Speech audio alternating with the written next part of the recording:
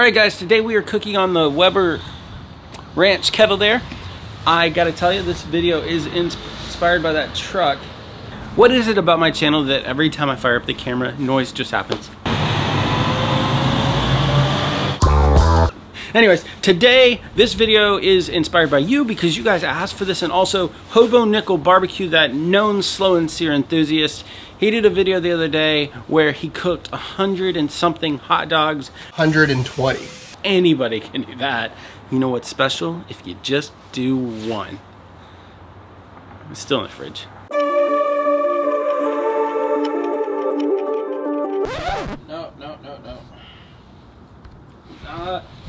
No time-lapse montage in this one. Really, it's just not that kind of video. Okay, this is the Weber Ranch Kettle. Let me show you this here. Oh, there's a slow and sear hobo.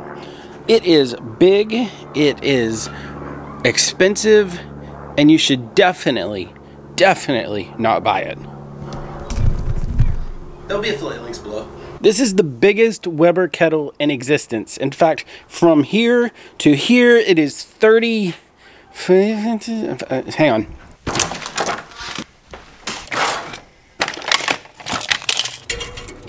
36.5 inches. Now that may not sound like much, but to put that in perspective, there's... let me get my... This is a 22-inch kettle. This is the size we're all used to seeing. So this is great. It fits on a 22-inch kettle. And this is how it fits on the ranch kettle. Pretty big difference if you ask me. So why wouldn't I recommend a grill this big? It's simple. It's because of this. Oh crap. Accidentally hit the table here, but we're good, we're good. Okay, so this is the 26-inch Weber kettle.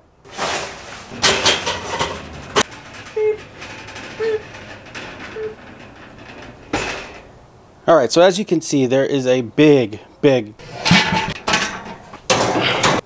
difference in size here. So why would I recommend the smaller 26-inch kettle versus the big 36-inch giant? That is simple. It basically comes down to cost and convenience. This grill is so much cheaper. I'll put a link to this below, but there are convenience features that for normal people, I think this is just going to work a lot better. For example, some of the little things here on the 26, we have a little rubber tab here. That keeps this from getting too hot. Here, nothing. There's nothing, and this does get hot. You're going to need to use gloves. It's not the most useful thing in the world, but this does come with an onboard thermometer. With this, you have to add an aftermarket. The 26 is still small enough that you can open this with one hand. You can open this one-handed if you want to, but it's noisy as all get out.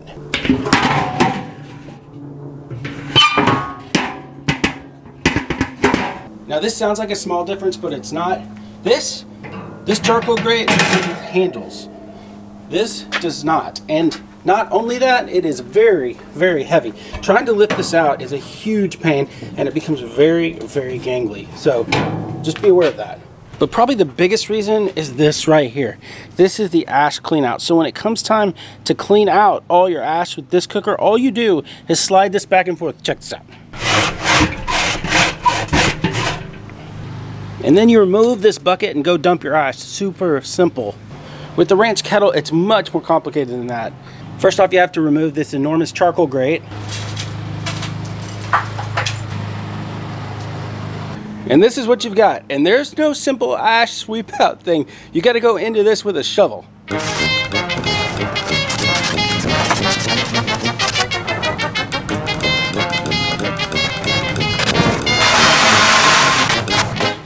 Now on the flip side, I absolutely love this Ranch Kettle. It is so much fun. It's like a pickup truck in Texas. They're big, they're awesome, and they're fun to drive, and this one is just like that. It's so much fun to play with. It's also, with the 4 legs, it's very sturdy compared to the 3-legged kettles. It's something I never really appreciated until recently.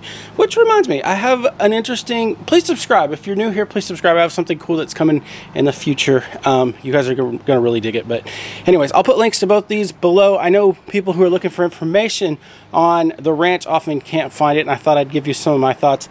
Again, this is definitely the better deal. You can get 4 of those for the price of this, and actually 2 of them will be roughly the same square inches of cooking space, and you can cook at 2 different temperatures at one time and have all the convenience aspects I'm having a hard time with words, aspects we were talking about. Now, the other thing that I forgot to mention here is this little ash collector down here does collect rainwater. That's kind of a pain. And the vents, there's 3 of them underneath, and you can't actually see them when you're using them, so you kind of have to reach down there and kind of guess.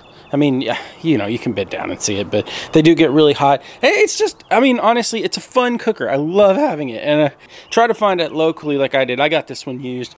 Thanks, Steve. That's the guy that I got it from. Guys, let's cook a hot dog. I'll link to Hobo's video in the description box below, but if you're a kid, please don't link on it because he likes to use the F word. In fact, I don't think he could express himself if there weren't cuss words. I just think he'd just have to stop talking. And I'm not picking on the guy. I guarantee you, when he hears this, he's gonna go, yeah, that's true. So anyways, if you're a kid, don't go check that out. For now, let's cook this hot dog. I got a plan. It's gonna be really classy. We're gonna reverse sear. Really nice. Okay, so normally when I use the ranch kettle, I use the slow and sear, but today, because this whole cook is ridiculous, we're gonna use the Weber charcoal basket. Look at this. It's so ridiculous. Oh, it makes me laugh. I can't help it. So I don't think you can see it, but all the vents are wide open here. There's that. And we got the top one. I'm gonna go ahead and put the grate on, and we're gonna let this come up to temp. It's just so big. That's what she said.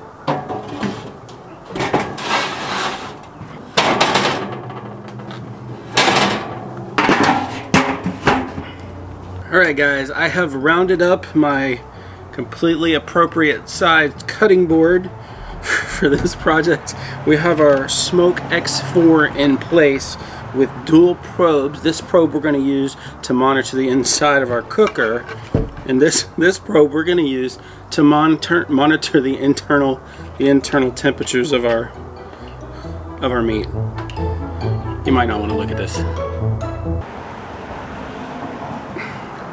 That was awkward. Alright folks, our kettle has reached our target temperature of 225 degrees. And now it is time to apply our meat. Okay, so I haven't done the math in my head, but I believe there's room for 1 or 2 more hot dogs if we need to. If I was guessing, we could probably fit another 40 on here. Well, thanks, Hobo.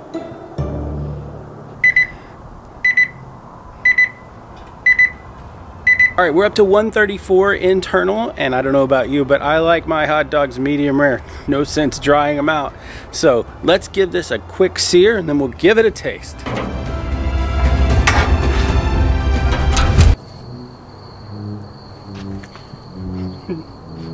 Not a lot of sizzle. I may need to work on this.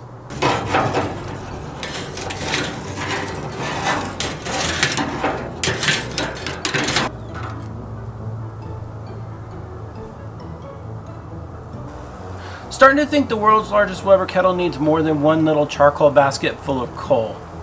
I got an idea though. I'm just gonna go add some charcoal. Hey look, it worked! Oh me.